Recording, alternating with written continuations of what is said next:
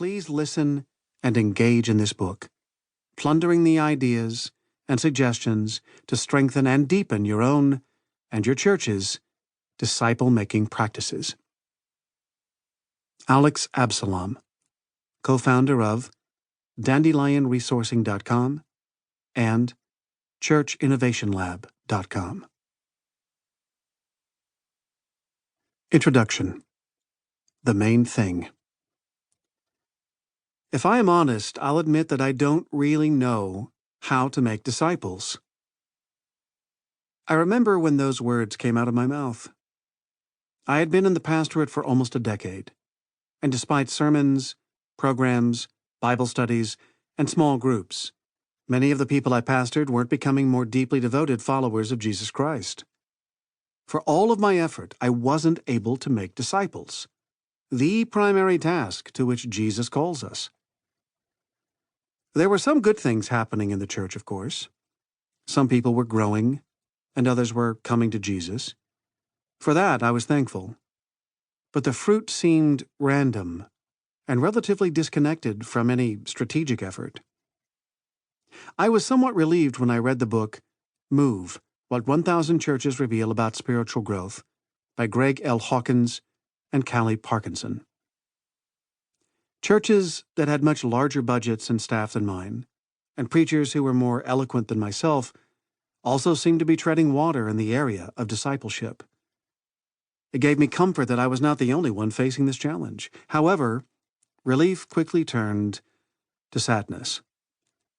The church in the United States was, by and large, missing the mark. Today, leaders are less afraid than they were back then to admit that their churches are not doing a great job of making disciples.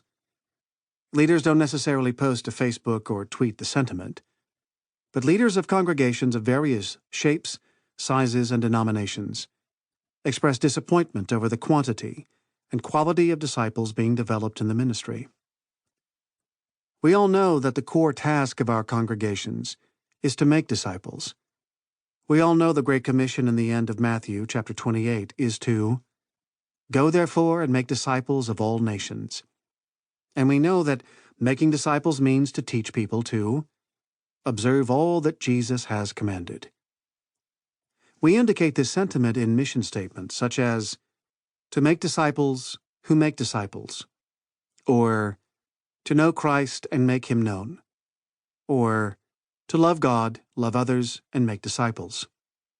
There is no lack of knowledge or agreement that our core task as individuals and as a church is to make disciples. So, why aren't we doing it? Why aren't we fulfilling the main task of the church? Assembly line discipleship. One of the greatest inventions in manufacturing was the establishment of the assembly line. This ingenious approach allowed a person on an assembly line to have one job that they repeated thousands of times a day, rather than many jobs that they repeated less frequently to achieve the same end, a finished product. The line was filled with hundreds of people with individual jobs. Products could be made quickly and consistently every time. In the name of making disciples efficiently, we have adopted an assembly line mindset to create disciples in our church. We have made assumptions, probably without a lot of thought, about how to adopt speed and efficiency into our disciple-making process, with the anticipated outcome of mass production. We assume that, like building a car, making disciples is a linear process.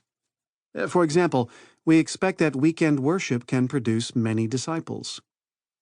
However, if we stop and reflect on our own development as disciples, we will probably find that our growth didn't come from an assembly line process. Usually, our growth has come through a combination of personal time with the Lord and interactions with mentors and other disciples, experiences and opportunities that stretched us and caused us to grow. We may have been particularly touched by a few sermons, but they weren't the primary factor in our growth as disciples. Jesus kept it simple.